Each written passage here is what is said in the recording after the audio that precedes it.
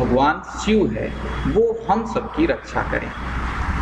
तो एक बार फिर से इसका अर्थ देख लेते हैं, फिर आगे बढ़ते हैं कि जो ब्रह्मा की आद्या सृष्टि सबसे पहली रचना है, तो ब्रह्मा की सबसे पहली रचना जल को कहा गया है, तो वह जो ब्रह्मा की सबसे पहली रचना है ऐसी वह जलमय मूर्ति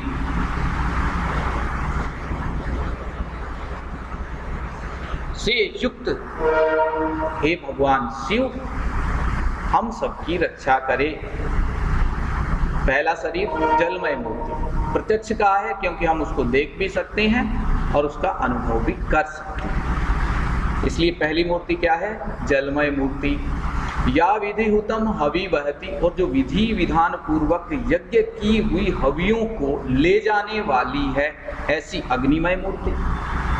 भाई अग्नि में विधि पूर्वक यज्ञ करते हैं और वो यज्ञ जो है उस यज्ञ में जो आहुतियां डाली जाती है उन आहुतियों को देवताओं के पास जो लेकर के जाती है वह द्वितीय प्रकार की अग्निमय मूर्ति, जिसका हम प्रत्यक्ष दर्शन करते हैं, जिसको हम अनुभव भी कर सकते हैं, देख भी सकते हैं। तो शिव की वह दूसरी मूर्ति कौन सी मूर्ति? अग्निमय मूर्ति।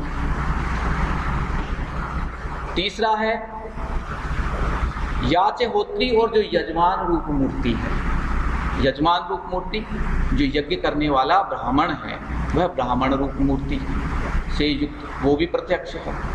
ये द्विकालम विधत्त है, जो दो समय को धारण करने वाली है। अब दो समय को धारण करने वाली कौन कौन सी हैं? रात और दिन। रात को धारण करने वाले चंद्रमा और दिन को धारण करने वाले सूर्य। तो जो रात और दिन दोनों को धारण करने वाली है ऐसी वो दोनों मूर्तियां चंद्र स्वरूप मूर्ति और सूर्य स्वरूप मूर्ति जो प्रत्यक्ष में दिखाई देती हैं। श्रुति विषय गुणा या श्रुति विषय गुणा। श्रुति कहती हैं कान, उस शब्द गुणकम आकाशम, ऐसा इस शब्द का गुण है आकाश और कान का विषय है शब्द।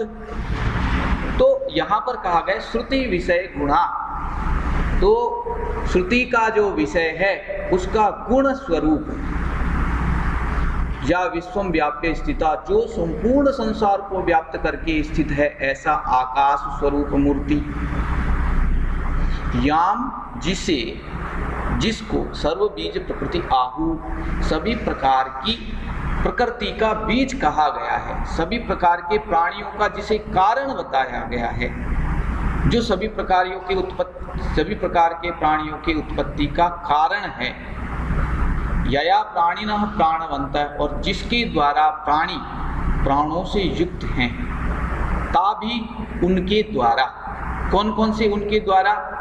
जो ब्रह्मा की सबसे पहली रचना है जलमय मूर्ति के द्वारा, जो विधि पूर्वक हवन में डाली हुई हवियों को, यज्ञ की हुई हवियों को देवताओं तक ले जाती है वह अग्नि रूप द्वितीय मूर्ति, जो यजमान रूपा है वह तृतीय मूर्ति, जो दोनों समय को धारण करने वाली है चतुर्थ चंद्रमा और पांचवा सूर्य स्वरूप मूर्ति, छठा जो संपूर्ण विश्व को व्याप्त करके स्थित है ऐसा आकाशमय मूर्ति, और जो सभी प्राणियों का बीज स्वरूप है, सभी प्राणियों का कारण है ऐसी वह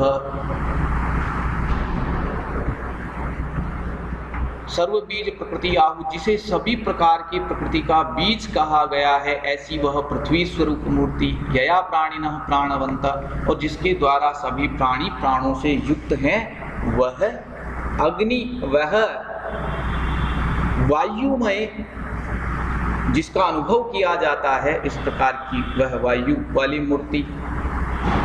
तो प्रत्यक्ष ताभि प्रत्यक्षाभि, ये जो 8 बताई गई है इन प्रत्यक्ष 8 के द्वारा, अष्टाभि 8 के द्वारा, ताभि प्रत्यक्षाभि अष्टाभि तनुभि, वे प्रत्यक्ष दिखाई देने वाले 8 शरीरों से प्रपन्न युक्त हे ईश्वर, हे भगवान शिव, वह अवतु, हम सबकी रक्षा करें। वह का मतलब तुम होता है, तुम सबकी रक्षा करें, अर्थात सभी सामाजिकों की रक्षा करें। तो ये निश्चित रूप से आपको समझ आया होगा। आगे बढ़ते हैं। ये अर्थ हमने देख लिया है और शब्दार्थ 8 प्रकार की जो मूर्तियां हैं वो हमने देखी हैं। इसी प्रकार इसका अर्थ एक बार से देख लीजिए। जो संसार को रचने वाली प्रथम सृष्टि है जलमय, जो विधि विधान के अनुसार हवन की गई सामग्रियों को देवताओं के पास ले जाती है, जो हवन करने वाली होता स्वरूप, जो 2 समय का विधान करने वाली है वह सूर्य और चंद्रमा स्वरूप, जो कान के विषय शब्द गुण के आश्रयभूत आकाश रूपी मूर्ति, जो संसार को व्याप्त करके विद्यमान है, जिसको सभी बीजों का कारण कहते हैं और जिसके द्वारा जगत के सभी प्राणी प्राण से युक्त कहलाते हैं, प्राणवान कहलाते हैं। इन ऊपर उक्त प्रत्यक्ष दिखाई देने वाली 8 मूर्तियों से युक्त समस्त जगत के स्वामी भगवान शिव आप सभी की रक्षा करे। अब ये जो श्लोक पढ़ा है, श्लोक में मुख्य चीजें क्या है, इसमें विशेष क्या है, ये भी हमें जानना जरूरी होता है। कि जो मंगलाचरण हमने पढ़ी है, ये मंगलाचरण के विषय में मैंने आपको हल्का सा बताया था कि जो हमारे द्वारा शुभ को प्राप्त करने के लिए अथवा अपने कार्य को निर्विघ्न संपूर्ण करने के लिए जो भी हमारे द्वारा जो प्रयास किया जाता है, ईश्वर की जो आराधना की जाती है, वो मंगलाचरण कहलाती है। अब ये हमारे साहित्य की जब हम बात करते हैं तो ये मंगलाचरण उसमें किसे कहा गया है और ये कितने प्रकार की होती है, ये हमें जानकारी होनी चाहिए। और जो हमने यहाँ पर अभिज्ञान शाकुंतलम में पढ़ी है, ये किस प्रकार की मंगलाचरण है, ये भी हमें जानकारी इसकी होनी चाहिए। तो कहेंगे किसे? मंगलाचरण का मतलब है आशीर्वचन संयुक्ता स्तुतिर यस्मात् प्रयुज्यते देव द्विज नृपादीनाम तस्मान नांदीति संहिता। इसे नांदी भी कहा जाता है। इस मंगलाचरण को दूसरे शब्दों में नांदी भी कहा गया है। ये आशीर्वाद के वचनों से युक्त होती है और जिसमें स्तुति की जाए। किसकी स्तुति की जाए? या तो किसी देवताओं की, या द्विज की, या राजा की, उसे नांदी कहा जाता है। और ये नांदी ही मंगलाचरण कहलाती है। इसके 3 प्रकार होते हैं। ये आशीर्वादात्मक, नमस्कारात्मक और वस्तु निर्देशात्मक होती है। आशीर्वादात्मक जो देव द्विज नृप इत्यादि का जो वर्णन होता है, उनसे संबंधित आशीर्वाद का वर्णन जिसमें होता है आशीर्वादात्मक। नमस्कारात्मक तो देव द्विज नृप इत्यादि को नमस्कार पूर्वक जो मंगलाचरण की जाती है अथवा नांदी की जाती है, उसे नमस्कारात्मक कहेंगे। और वस्तु निर्देशात्मक, अब देखिए यहाँ पर बिल्कुल भी भगवान शिव, यहाँ पर बिल्कुल भी भगवान शिव का नाम लिए बिना ही यहाँ पर उन 8 मूर्तियों का वस्तु निर्देश मात्र किया गया है। उन 8 मूर्तियों को बताया गया है और उन 8 मूर्तियों का दिशा निर्देश करने से ही कहा गया है कि ऐसी 8 मूर्तियों वाले भगवान शिव।